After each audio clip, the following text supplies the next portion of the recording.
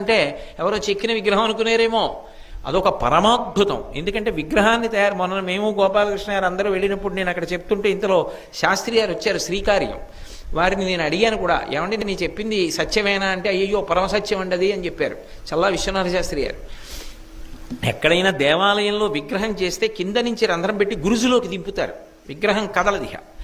ఒక్క కంచిలో ఉన్నటువంటి కామాక్షి పరదేవత విగ్రహం మాత్రం దేనికి అంటుకుని నిలబడదు.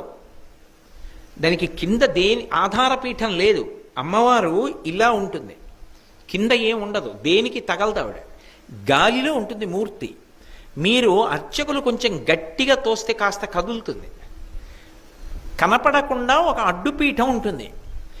అది ఒకప్పుడు ఏమైందంటే, ఆలయానికి కుంభాభిషేకం చేస్తున్నప్పుడు ఇప్పుడు ఉన్న కంచికామకోటి పీఠాధిపతులు జయేంద్ర సరస్వతి మహాస్వామి వారు ఆ పలక తీసి చూడండి అన్నారు. ఏమి లేదు, అమ్మవారు ఆధారం లేకుండా ఉంది, ఇలా గాలిలో తేలుతోంది విగ్రహం. ఆయన చూసి ఆశ్చర్యపోయి కొద్దిగా పైకెత్తండి అన్నారు. నాలుగు వైపులా పట్టుకుని కొంచెం ఇలా అన్నారు. ఒక్క అరాంగుళం పైకి లేచింది అంతే. ఇలా లేచింది అంతే, కుంభవృష్టి కురిసేయడం మొదలెట్టింది కాంచీపురం అంతా. అస్సలు ఉత్తర క్షణం మీరు నన్ను నమ్మండి అంతే, నేను అంతకన్నా కోటేశ్వరరావు గారు అబద్ధాలు ఆడాడు అని మీరు అనుకుంటే మీరు కాంచీపురం వెళ్ళి కనుక్కోండి. పోనీ కామకోటి పీఠాధిపతుల దాకా వెళ్ళలేమంటే శ్రీకార్యం చల్లా విశ్వనాథ శాస్త్రి గారు అక్కడే ఉంటారు, మూడో ఇంట్లో. మీరు వెళ్ళి అడగండి విశ్వనాథ శాస్త్రి గారిని. ఒక అరంగుళం కదిలింది కాంచీపురం అంతా కుంభవృష్టి కురిసేసింది. ఎంత కుంభవృష్టి అంటే మనిషికి ఎదురుగుండా ఉన్నది కనపడలే, అంత వాన పడిపోయి కొద్ది నిమిషాల్లో కాంచీపురంలో కామాక్షి దేవాలయం వెనకాల ఉన్నటువంటి కోనేరు నిండిపోయింది. అంత లోతుగా ఉంటుంది కోనేరు. కోనేరు నిండిపోయి వరదొచ్చింది.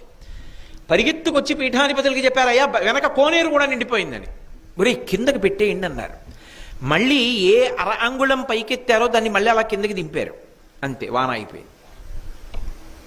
ఇది యథార్థంగా జరిగింది ఈ మధ్యనే కుంభాభిషేకం జరిగినప్పుడు. కామాక్షి పరదేవత ఏ పీఠం మీద కూర్చుని ఉండదు ఆ తల్లి, అలా లేచుంటుంది. ప్రపంచం మొత్తం మీద అటువంటి తల్లి లేదిహ. ఎందుకంటే ఆవిడ సజీవమైనటువంటి తల్లి, అదేదో విగ్రహం కాదు. అందుకే